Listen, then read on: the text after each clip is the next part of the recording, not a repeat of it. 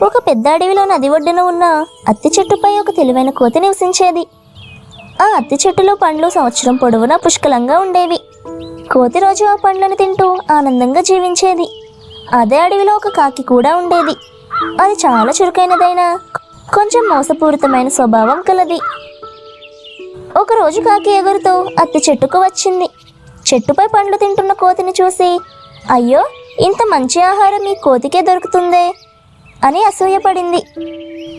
దగ్గరకు వెళ్ళి, కోతి స్నేహిత, నీ అదృష్టం బాగుంది, ఇలాంటి చెట్టు నీకే దొరికింది అని ముచ్చటగా మాట్లాడింది. కోతి ఆనందంగా, అవును కాకి, కావాలంటే నువ్వు ఈ పండు తినొచ్చు అని చెప్పింది.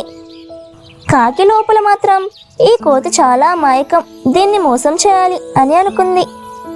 కొన్ని రోజుల పాటు కాకి ప్రతిరోజు వచ్చి కోతితో స్నేహంగా మాట్లాడేది. కోతికి నమ్మకం పెరిగింది. ఒకరోజు కాకి, కోతి, ఈ అడవిలో నువ్వు ఒంటరిగా ఉంటున్నావు, మనం ఇద్దరం కలిసి ఉంటే బాగుంటుంది, నీ పండ్లను నేను కాపాడుతాను అని చెప్పింది. కోతి సంతోషంగా ఒప్పుకుంది.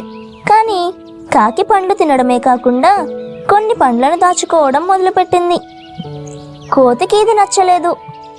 అయినా సరే స్నేహం పాడవుతుందేమోనని మౌనంగా ఉంది. ఒకరోజు అడవిలో ఆహారం కొరత వచ్చింది. కాకి దాచుకున్న పండ్లు కూడా తక్కువయ్యాయి. అప్పుడు అది కోతిని పూర్తిగా మోసం చేయాలని నిర్ణయించుకుంది. కోతి, ఈ చెట్టుకు పక్కనే ఉన్న చెట్టులో ఇంకా తీయని పండ్లు ఉన్నాయి, నీవు అక్కడికి వెళ్ళి చూడు అని అబద్ధం చెప్పింది. కోతి కాకి మాటలను నమ్మి ఆ చెట్టు వైపు వెళ్ళింది. కానీ అక్కడ ఎలాంటి పండ్లు లేవు. తిరిగి వచ్చేసరికి కాకి అత్తి చెట్టులోని మంచి పండ్లన్నీ తినేసింది. కోతి చాలా బాధపడింది. అప్పుడు కోతికి కాకి నిజ స్వరూపం అర్థమైంది. కోతి వెంటనే ఒక ఆలోచన చేసింది.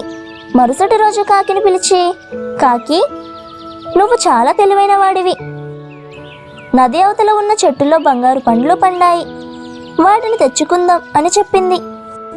కాకి ఆశపడి, నిజమేనా అని అడిగింది. కోతి నవ్వుతూ, అవును, కానీ నదిని దాటడానికి ఒక మార్గం ఉంది అని చెప్పింది. కోతి ఒక పెద్ద ఆకును నదిలో వేసి, దీనిపై కూర్చుని వెళ్దాం అని చెప్పింది. కాకి ఎగిరి ఆ ఆకుపై కూర్చుంది. కోతి మాత్రం చెట్టుపైనే ఉంది. నది ప్రవాహం వేగంగా ఉండడంతో ఆ ఆకు నీటిలో కొట్టుకుపోయింది. కాకి తడిసి ముద్దయింది. కష్టపడి ఎగిరి ఒడ్డుకు చేరింది. అప్పుడే కోతి చెప్పింది, మోసం చేసిన వాడు చివరికి మోసపోతాడు, స్నేహంలో నిజాయితీ లేకపోతే నష్టం తప్పదు అని. కాకికి తన తప్పు అర్థమైంది. తడిసి ఆకలితో బాధపడింది. కోతి దగ్గరకు వచ్చి క్షమాపణ కోరింది. నన్ను క్షమించు కోతి, ఇకపై మోసం చేయను అని చెప్పింది. కోతి మంచి మనసుతో కాకిని క్షమించి, స్నేహం అంటే నమ్మకం, దాన్ని చెడగొట్టుకోకూడదు అని బోధించింది.